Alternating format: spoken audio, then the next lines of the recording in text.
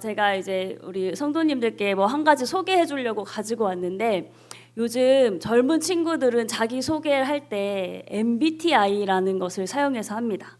그러니까 예전에는 혈액형으로 자기 성격을 이렇게 표현을 했다면, 요즘은 MBTI라는 것으로 자신을 나타내는데, 대부분의 젊은 사람들, 어린아이들이 이걸 다 알고 있어요. 그래서 나는 어떤 유형의 사람이야 라고 다 알고, 어떤 유형의 사람이구나 너는 하고 다 알기 때문에 대부분이 이 정보를 공유를 합니다. 그래서 제가 성도님들께도 조금 설명을 드리려고 화면을 하나 준비했는데, 이 MBTI라는 것은 사람의 성향을 크게 4가지로 분류합니다. 에너지의 방향이 밖으로 향해 있는지 안으로 향해 있는지를 나뉘고, 화면 보여주세요. 그리고 또 사건을 인식하는 방법이 감각적인지 아니면은 직관적인지, 그리고 또 어떤 일을 판단하는 기준이 사실에 근거한 것으로 이렇게 받아들이고 판단하는지 아니면 감정적으로 여기는지, 또 그 사람의 생활 패턴이 그 상황에 맞게 이렇게 인식하고, 혹은 또 다른 방면으로는 이제 목적과 정확한 계획을 가지고 생활을 하는지에 따라서 나뉩니다. 예를 들자면, 사과하면 떠오르는 것은? 이라고 물어보면 S인 사람들, 감각형인 사람들은 사과는 빨갛지, 둥글지, 그리고 먹으면 보약이지, 아침에 먹어야지, 뭐 이렇게 생각을 하는데, N인 사람들, 이 직관형인 사람들은 사과? 백설공주가 먹고 죽었는데, 만류인력의 법칙이 사과가 떨어져서 발견됐다던데, 그리고 요즘에 아이폰 새로 나왔다던데 하면서 전혀 좀 예측할 수 없는 방향으로 통통 튀는 그런 반응을 보여줍니다. 이렇게 이제 조합을 하면 총 16가지의 유형이 나오게 됩니다. 그런데 이 16가지의 유형별로 모두 다 특징이 있고 반응이 다릅니다. 그래서 제가 이걸 찾아보다가 좀 재밌는 게 있어서 이것도 좀 소개해드리면 좋겠다 하고 가져왔습니다. 이제 무인도에 사람들이 딱 갇히게 된 겁니다. 무인도에 사람들이 떨어지게 됐는데, 이 유형별로 어떻게 반응하는가 봤더니 몇 가지만 소개하자면, ESTJ인 사람은 부지런히 이제 코코넛을 주워 모아서 어떻게든 이제 어떻게 살아나가야 할 것인가, 여기서 살아남아야 할 것인가 현실적으로 판단하고 살 수 있는 방법을 막 찾는 겁니다. 그런데 ISFP란 사람들은 일단 야자나무에 기대서 저 지는 태양을 바라보면서 감상에 빠져듭니다. 그리고 ENFP라는 사람들은 거기에서 만난 새로운 사람들과 막 파티를 즐깁니다. 그리고 INFJ라는 사람들은 이 섬에서 어떻게 하면 이 사람들과 가장 이상적으로 머무를 수 있을까, 삶을 살아갈까 하는 것들을 연구합니다. 그리고 마지막으로 ENFJ는, 이 사람들은 모두 날 따라와, 내가 이 섬을 탈출하게 해줄게 라고 이제 사람들을 모으고 이야기는 하지만 방법은 없어요. 말만 이제 계속 이렇게 하는 거예요. 그래서 정말 유형별로 각기 다 다른 반응을 보여주는 게 저는 너무 재밌더라고요. 근데 실제로 이렇게 사람들에게 물어보면 이 유형의 사람들은 이런 반응을 합니다. 정말 비슷해서 많은 사람들이 이렇게 공감하고 하는 것 같습니다.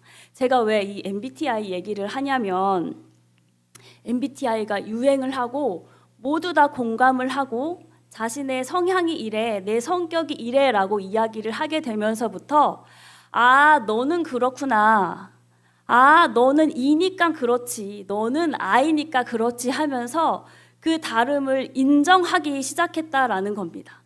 그 다름을 인정하는 문화가 많이 퍼져서 굉장히 긍정적인 효과와 결과를 가지고 오는 듯합니다. 그래서 서로를 인정해주고 이해해주는 이 현상을 많은 사람들이 좋게 받아들이고, 이 MBTI를 맹신하지는 않지만 그것 때문에 더 이해할 수 있게 되는 결과를 보게 되면서, 사람들은 인정받는 걸 이렇게 좋아하는구나, 나를 인정받는 일을 이렇게 기뻐하는구나라는 걸 깨달을 수 있었습니다. 그런데 한편으로는 이렇게 인정받고픈 욕구가 크다라는 것은 현실에서, 실제 생활에서는 그렇지 못하다라는 반증이기도 합니다. 왜냐하면 우리가 사는 세상은 필요에 따라서 그 쓰임새가 있는지 없는지에 따라서 그 판단에 맞춰서 인정하고 인정받지 못하고 자신의 그 존재 가치를 끊임없이 증명해내야 되는 세상이기 때문입니다. 그런데 오늘 우리 하나님을 믿는 우리는, 하나님의 자녀들은 이 피곤한 굴레에서 이미 벗어난 사람들입니다. 이 피곤한 굴레를 벗어 던질 수 있는 사람들입니다. 오늘 이 말씀을 통해서 저는 그것을 한번 살펴보고자 합니다. 다윗이 이제 온 이스라엘의 왕이 되었습니다. 그리고 하나님께서 다윗과 언약도 맺어 주셨습니다. 다윗의 후손, 나라에 대한 축복을 막 부어 주셨고, 하나님의 말씀대로 이제 다윗은 전쟁에 나가기만 하면 승리하는 그런 강한 왕, 강한 강대국을 만들어냈습니다. 다윗이 통치하는 이스라엘은 하나님의 축복을 받은 그대로 주변 나라들의 위험 있는, 주변 나라들이 우러러 볼 수 있는 그런 나라가 되었습니다. 이제 나라가 어느 정도 안정이 되자 다윗은 지금까지 자신과 함께 했던 측근들의 농곤 행상을 마칩니다. 그리고 나서 다윗이 무엇을 했냐 하면 바로 오늘의 1절 말씀입니다. 우리 1절을 함께 읽어보도록 하겠습니다.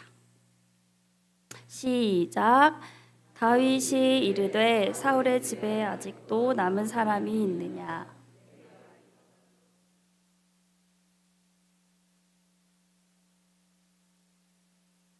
다윗이 첫 번째로 한 일이 내가 요나단을 기억한다. 그래서 요나단과 했던 그 약속을 내가 기억하는데 요나단의 남은 자, 사울 집안에 남은 자가 있는지 좀 찾아봐라 라는 것이었습니다. 오래전 사울에게 죽임 당할 뻔한 그 다윗은 요나단 때문에 목숨을 구한 적이 있지요. 그리고 그날 요나단과 약속을 했었습니다. 사무엘상 20장 14절, 15절, 23절, 42절에 나와 있는데 말씀이 준비되어 있습니다. 함께 조금 빠른 속도로 읽어보도록 하겠습니다. 시작. 너는 내가 사는 날 동안에 여호와의 인자하심을 내게 베풀어서 나를 죽지 않게 할 뿐 아니라 여호와께서 너 다윗의 대적들을 지면에서 다 끊어버리신 때에도 너는 내 인자함을 내 집에서 영원히 끊어버리지 말라 하고 너와 내가 말한 일에 대하여는 여호와께서 너와 나 사이에 영원토록 계시느니라 하니라. 요나단이 다윗에게 이르되 평안히 가라. 우리 두 사람이 여호와의 이름으로 맹세하여 이르기를 여호와께서 영원히 나와 너 사이에 계시고 내 자손과 네 자손 사이에 계시리라 하였느니라 하니 다윗은 일어나 떠나고 요나단은 성읍으로 들어가니라. 아멘. 다윗은 이 약속들을 기억하고 있었습니다. 다윗은 요나단의 집에 남은 자가 있느냐, 사울의 집에 남은 자가 있느냐라고 이 약속을 기억해서 물어봤습니다. 그런데 오늘 본문을 자세히 보면 요나단의 자손이 있느냐라고는 하지 않습니다. 사울의 집에 남은 자가 있느냐라고 합니다. 왜냐하면 다윗은 사울과도 이런 약속을 했기 때문입니다. 사무엘상 24장 22절에 나와 있는데 제가 읽어드리겠습니다. 그런즉 너는 내 후손을 끊지 아니하며 내 아버지의 집에서 내 이름을 멸하지 아니할 것을 이제 여호와의 이름으로 내게 맹세하라 하니라. 다윗이 사울에게 맹세하매 사울은 집으로 돌아가고 다윗과 그의 사람들은 요새로 올라가니라.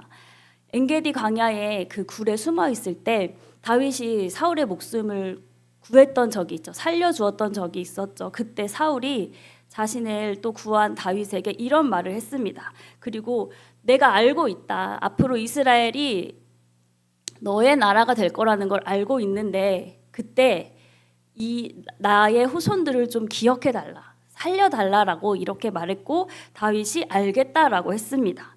그리고 정말로 그런 현실이 벌어졌을 때 다윗은 지금 그 약속을 지키고 있고 남은 자를 찾고 있습니다.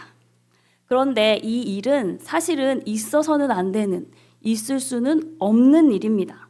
정권이 바뀌었는데 어떻게 전 정권의 적통, 장자를 살려둘 수가 있겠습니까? 얼마 전에 그 고려 거란 전쟁이라는 대하 드라마가 상영이 됐었습니다. 방영이 되었습니다. 그때 사극의 왕 최수종 씨가 정말 오랜만에 10년 만에 대하 사극에 출연하게 되면서 엄청난 이제 이슈가 되었었고, 또 아주 오랜만에 이런 사극이라는 장르가 제작이 되었기 때문에 이슈가 되었습니다. 사극의 왕 최수종 씨가 선택한 인물은 바로 고려의 장수 강감찬이었습니다. 다 보셨는지 모르겠지만 그 첫 번째 전투, 흥화진 전투는 저도 봤는데 정말 압권 중에 압권입니다. 혹시 볼 수 있을 기회가 있으시면 꼭 한번 봐보시면, 아, 옛날 전쟁이 이렇게 이루어졌구나, 이 거리를 이렇게 측량했구나, 진짜 똑똑하다, 막 이렇게 느낄 수 있을 것 같습니다. 그런데 어쨌든 이 사극 초반에, 드라마 초반에 어떤 이야기가 나오냐면, 그때 정권을 잡고 있던 그 목종이 있었는데 그 허울뿐인 왕이었고, 실세가 누구였냐면 목종의 엄마와 그의 남자친구가 있었습니다. 그게 고려의 실세였는데 그 사이에서 아들이 태어난 거죠. 근데 이 아들을 당연히 왕으로 만들고 싶었겠죠. 그래서 이 왕으로 만들기 위해서 했던 첫 번째 일이 무엇이었냐면, 아직 남아있는 전 정권의 남은 왕족, 한 명 남은 그 왕족인 현종을 없애는 일을 열심히 합니다. 막 자객을 보내기도 하고 독을 든 음식을 보내기도 하고, 막 해도 안 되니까 강제로 붙들어 놓고 그 독이 든 음식을 먹이고자 막 하는 모습이 있습니다. 이게 당연한 일입니다. 왜냐하면 그 사람을 살려두면 언제든 그것이 화근이 되고 불씨가 되어서 내가 세운 이 나라, 내가 있는 이 나라를 엎어버릴 수 있기 때문에 무조건 없어져야 될 인물 1호라는 거죠. 그 당시에 있던 고대 근동도 마찬가지였습니다. 새로운 정권이 들어서면 전 정권에 있던 왕자들은 다 죽임을 당해야만 마땅했고, 그래야 되는 게 당연했던 그런 시대였습니다. 다윗에게 있어서 요나단이라는 존재는 절대로 있어서는 안 되는 존재, 그 이름조차 거론해서는 안 되는 존재입니다. 이 전 왕권에 게다가 사울의 아들의 장자 요나단, 무조건 없어야 되는 인물이고, 이 인물 때문에 다윗의 왕권에 수많은 위협이 생길 수 있는 그런 위험 요소로 취급되어야 되는, 그런 대접을 받아야 되는 사람입니다. 그런데 다윗은 굳이 그 사람을 찾아서 은혜를 베풀겠다고 지금 이야기하고 있는 겁니다. 그러니까 말이 안 되는 이야기죠. 그래서 요나단은 결국 이렇게 다윗 앞으로 오게 됩니다. 요나단의 아들 무비보셋은 다윗 앞으로 오게 됩니다. 그러면 이제 우리 무비보셋의 입장에서 한번 생각을 해보면 좋겠습니다. 무비보셋은 태어나 보니 사울의 손자였습니다. 그런데 무언가를 인식할 수 있는 나이가 되었을 때부터 아버지도 없고 할아버지 사울도 없고 사울 왕가에 충성했던 대부분의 사람이 없는 상태입니다. 몰락한 왕조의 왕자로서 절대로 내 정체는 발각돼서도 안 되고 들켜서도 안 되는, 그 이름이 알려져서도 안 되는 존재가 되어버렸습니다. 이제부터 무비보셋은 최대한 숨어 살아야만 하는, 어떻게든 남의 눈에 띄지 않아야만 하는 그런 존재가 되었습니다. 무비보셋은 이런 생각을 해보지 않았을까요? 나는 왜 사울의 집안에서 태어났을까? 나는 왜 요나단의 아들일까? 무비보셋은 이 답도 없는 질문을 계속하고 묻고 했을 것 같습니다. 그런데 여기서 끝이 아니라 무비보셋에게 있는 치명적인 약점이자 단점, 바로 장애가 있습니다. 사울과 요나단이 블레셋과의 전투에서 전사했다라는 소식이 들려오자마자 이제 사울의 왕족들은 급히 왕궁을 탈출해야만 했습니다. 근데 그때 유모의 실수로 무비보셋이 떨어졌고 그때 다리를 다치면서 다리를 절게 되는, 장애를 갖게 되는 일이 있었습니다. 지금 이 시대에도 장애를 갖고 산다라는 건 너무너무 힘든 일입니다. 수많은 편견과 그 시선에 맞서 싸워야 되는 일입니다. 그런데 그 당시에는 장애를 가지고 있다라는 건 하나님의 저주를 받은 자라는 인식이 팽배했습니다. 그 누구도 무비보셋 가까이 갈 수 없는 상태, 무비보셋과 가까이 할 수 없는 그런 사람이 바로 이 장애를 갖고 있는 무비보셋이었습니다. 그럼 무비보셋은 또 생각했겠죠. 나는 왜 이런 장애가 있을까? 나는 왜 그때 그런 사고를 당했을까? 또 이 답도 없는 질문을 숱하게 묻고 또 물었을 것 같습니다. 그렇게 어떻게 숨어서 겨우겨우 근근히 살아가고 있는데 다윗이 정말로 이스라엘의 왕이 되었고 다윗 왕조가 찬란하게 이제 시작되고 있는 이 상황에서 다윗이 자신을 찾고 있다라고 합니다. 다윗을 만나러 가는 그 길에 무비보셋은 엄청난 생각을 했겠죠. 나를 왜 찾을까? 나는 이렇게 끝나는가? 내 인생은 여기서 끝인가? 너무도 떨리는 마음을 붙들고 아마도 다윗 왕 앞으로 갔을 것 같습니다. 그리고 그 마음을 부여잡고 다윗 왕 앞에서 절을 합니다. 그럼 무비보셋에게 내려졌던 첫 마디, 다윗이 무비보셋에게 했던 첫 마디는 바로 무비보셋이여라는 자신의 이름이었습니다. 지금까지 벗어내고만 있을 수 있다면, 벗을 수만 있다면 벗어내고 싶었던 그 이름 무비보셋, 그 누구도 불러주지 않고 찾아주지 않던 그 이름 무비보셋. 그런데 다윗은 그 이름을 부릅니다. 이름을 부른다라는 건 그를 온전한 인격체로 대한다라는 의미입니다.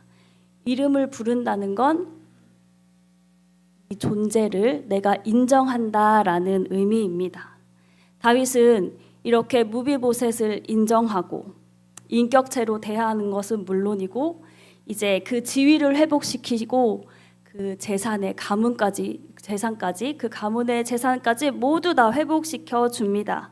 무비보셋의 인생은 하루아침에 대역전이 된 겁니다. 그 존재 가치를 부정당했던 무비보셋, 인정받을 만한 아무런 자격 없는 그랬던 삶이 한순간에 인정받는 삶으로 바뀐 겁니다.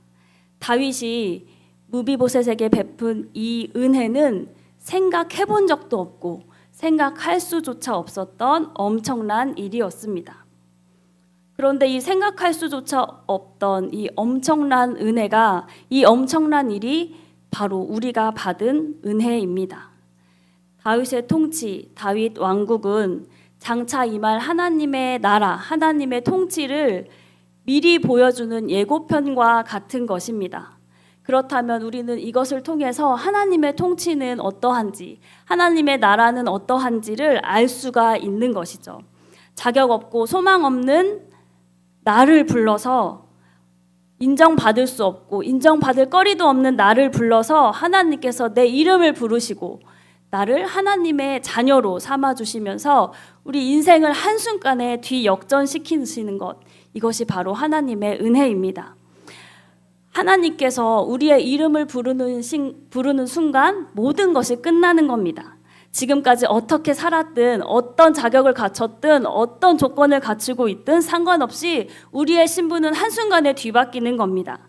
그래서 이제 우리는 매일매일 존재 가치를 인정받으려 애쓰고 부단히 노력하지 않아도 됩니다. 하나님 나라는 이런 곳이기 때문입니다.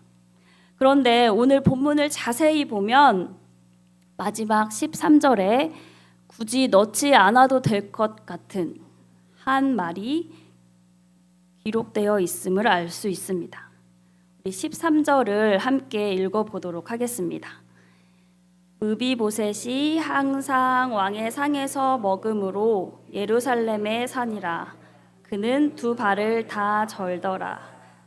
아멘.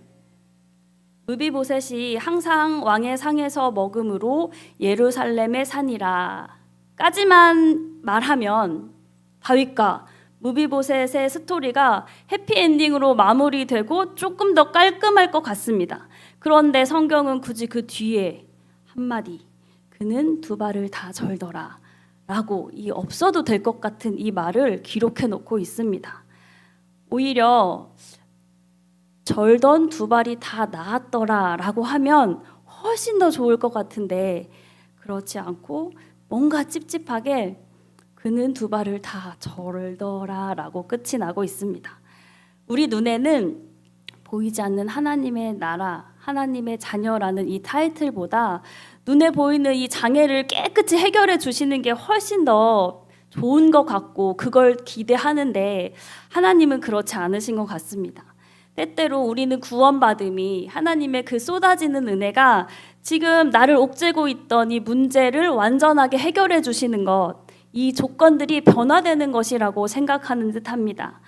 무비보셋 입장에서 말한다면 이 절고 있는 다리를 고쳐주시는 것, 사울 왕조를 다시 회복시켜 주시는 것일 수 있겠고 지금 우리가 사는 시대로 말하자면 내가 바랬던 승진이 되고 자녀의 문제가 해결이 되고 우리 집의 형편이 나아지는 것이라고 할 수 있겠지요. 그러나 이 모든 조건들, 이 모든 것들은 우리의 생각 안에서 벌어지는 것들입니다.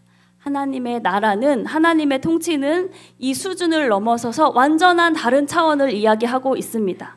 예레미야 31장 8절 말씀을 함께 읽도록 하겠습니다. 시작. 보라, 나는 그들을 북쪽 땅에서 인도하며 땅 끝에서부터 모으리라. 그들 중에는 맹인과 다리 저는 사람과 잉태한 여인과 해산하는 여인이 함께 있으며 큰 무리를 이루어 이곳으로 돌아오리라. 아멘. 우리가 말하는 그 조건들 중에 그 어느 것도, 그 어느 하나도 하나님께는 큰 의미가 없습니다. 하나님이 하시고자 하면 맹인도, 다리 저는 사람도, 잉태한 여인도, 해산한 여인도 아무 상관이 없는 겁니다. 맹인인 채로, 다리 저는 그 채로 그대로 인정받는 겁니다. 그래서 하나님의 은혜는 파격적이라고 할 수 있습니다. 사랑하는 부천 초대가족 여러분, 혹시 내가 가지고 있는 조건 때문에 또 이것 좀 바뀌면 좋겠다, 이것 좀 해결되면 좋겠다 하는 여러 요소들이 있으십니까?